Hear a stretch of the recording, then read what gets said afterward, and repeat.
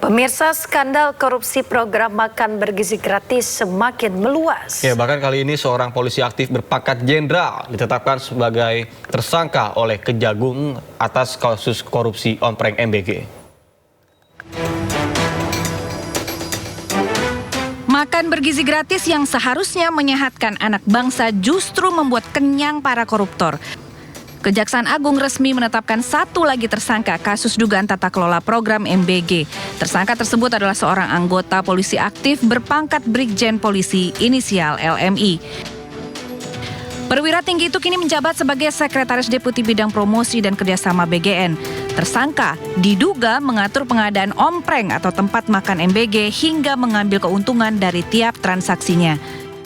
Dan pada yang bersangkutan telah dilakukan penahanan di Rutan Jasa Negeri, Rutan Salemba Jasa Negeri, Jakarta Selatan selama 20 hari ke depan. Dengan penetapan ini, jumlah tersangka dalam perkara program makan bergizi gratis bertambah menjadi 7 orang. Hasil penyidikan lanjutan menemukan bahwa dugaan praktik korupsi tak hanya terjadi pada proyek besar MBG, tetapi juga menyentuh perlengkapan dasar untuk membagikan makanan pada masyarakat. Tim Liputan iNews melaporkan. Ya, pemirsa, selain beretapkan Sekretaris Deputi Bidang Promosi dan Kerjasama Badan Gizi Nasional, lalu Muhammad Iwan sebagai tersangka baru korupsi MBG, Kejagung juga menduga adanya keterlibatan seorang perwira tinggi TNI aktif. Kejagung menduga ada keterlibatan seorang kolonel TNI aktif berinisial BU dalam dugaan korupsi MBG. BU bertugas sebagai pejabat pembuat komitmen dalam pengadaan sepeda motor listrik dalam kasus korupsi di Badan Gizi Nasional.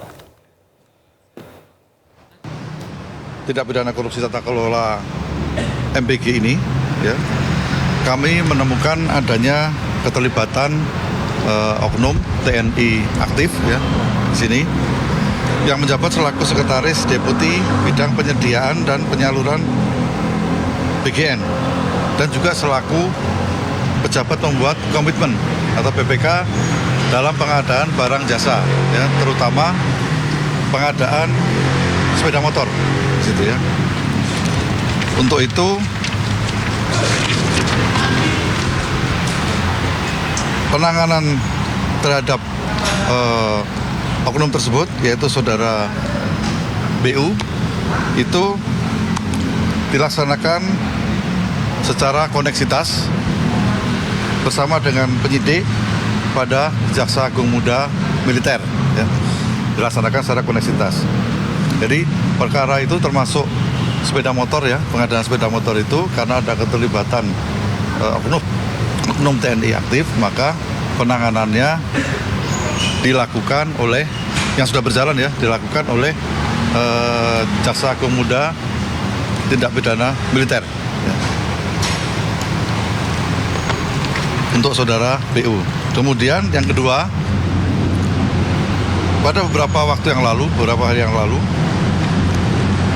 kami menetapkan satu orang.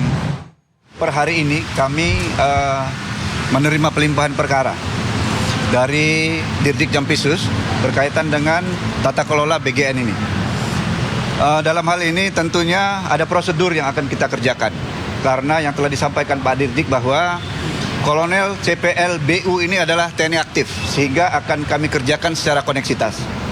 Untuk pengembangan dan selanjutnya tentunya kami akan berkomunikasi terus dengan Direktur Penyidikan, sehingga proses perkara yang akan kami kerjakan secara koneksitas ini bisa berjalan dengan lancar. Mungkin ini saja karena ini baru proses awal, sehingga nanti perkembangannya kami akan berkomunikasi dengan Direktur Penyidikan, tentunya juga kepada Pak Kapus Penkum, sehingga perkara koneksitas ini bisa kita kerjakan secara lancar, aman, dan tertib.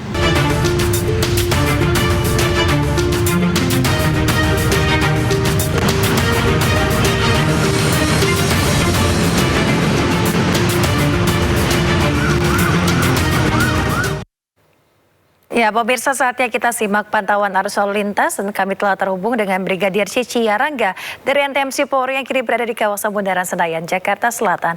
Selamat pagi Brigadir Cici, bagaimana pantauan arus lalu lintas yang tempat Anda melaporkan saat ini?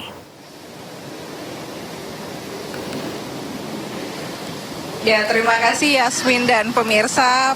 Pemirsa, seperti kita ketahui bahwa akhir pekan merupakan waktu yang sangat ditunggu oleh para masyarakat, di mana pada hari Sabtu ini pun juga mobilitas arus kendaraan di sekitaran kawasan Bundaran Patung Senayan sendiri terpantau dalam keadaan ramai dan lancar, dipenuhi dengan aktivitas masyarakat juga di sekitaran kawasan ini, yang mana untuk kendaraan-kendaraan yang melintas pagi hari ini dari arah Patimura yang nantinya akan menuju ke arah Asia Afrika ataupun juga yang akan mengambil lajur sebelah kanan untuk berbelok ke arah Sudirman ataupun juga yang akan mengambil lajur sebelah kiri untuk berbelok ke arah Singamangaraja terpantau hingga saat ini masih dalam keadaan ramai dan lancar. Begitupun untuk kendaraan-kendaraan yang berdatangan dari arah Kuningan ataupun dari arah Sudirman yang nantinya akan menuju ke arah Singamangaraja ataupun juga yang akan berputar balik pada kawasan ini juga hingga saat ini masih terpantau dalam keadaan ramai dan lancar. Pada umumnya arus lalu lintas pada kawasan Bundaran Patung Senayan sendiri pagi hari ini terbilang dalam keadaan ramai dan lancar dari berbagai arahnya, di mana kendaraan-kendaraan ini selain didominasi oleh kendaraan pribadi tetapi juga oleh kendaraan-kendaraan umum. Dan perlu kami ingatkan bagi para pengendara yang melintasi kawasan ini pada pagi hari ini pun juga masih banyak masyarakat yang menggunakan waktu akhir pekan untuk melaksanakan olahraga di sekitaran kawasan Senayan sendiri, yang mana beberapa melaksanakan goes dan juga melaksanakan jogging ataupun lari pagi di sekitaran kawasan ini. Untuk itu dihimbau bagi para pengendara agar tetap menjaga batas laju kecepatan kendaraan Anda, mengingat banyaknya aktivitas masyarakat yang menggunakan kawasan Senayan sebagai salah satu kawasan yang dilakukannya olahraga pagi bersama. Dan untuk itu juga bagi para pengendara yang akan berputar balik, kami menghimbau untuk tetap berhati-hati, antisipasi kendaraan-kendaraan yang menggunakan jalur busway. Dan juga bagi para pengendara angkutan umum, kami menghimbau untuk membawa penumpang berdasarkan jalur ataupun tempat yang aman dan nyaman demi menjaga keselamatan bersama di jalan. Serta pagi hari ini pemirsa, kita akan mengupdate kembali informasi terkait data RSMS Korlantas Polri, angka kecelakaan lalu lintas yang kami terima selama 1x24 jam di seluruh Indonesia, bahwa tercatat telah terjadi sebanyak 164 kasus laka lantas dengan rincian 5 meninggal dunia, 14 luka berat, dan 113 luka ringan. Pemirsa, dari 164 kasus laka lantas yang masuk ke aplikasi kami, 60% terjadi karena kurang menjaga jarak aman dan juga cerobohnya aturan lajur serta kurangnya konsentrasi para pengendara di jalan. Untuk itu kami menghimbau untuk selalu berkonsentrasi saat mengendarai dan tetap patuhi rambu lalu lintas untuk menjaga keamanan bersama di jalan. Serta bagi pemirsa yang ingin menemani akhir pekan Anda untuk mengupdate informasi arus lalu lintas, Anda juga dapat menghubungi call center kami di 1500669 ataupun juga dapat menghubungi WA center kami di 0858 7150669. Yasmin, demikian informasi lalu lintas yang dapat kami update pagi hari ini. Semoga dapat membantu perjalanan masyarakat, dan silakan kembali ke Yasmin di studio. Ya, baik, terima kasih Brigadir Cici Yarangga melaporkan langsung pantauan arus lalu lintas dari kawasan Bundaran Senayan, Jakarta Selatan. Selamat bertugas kembali dan salam presisi.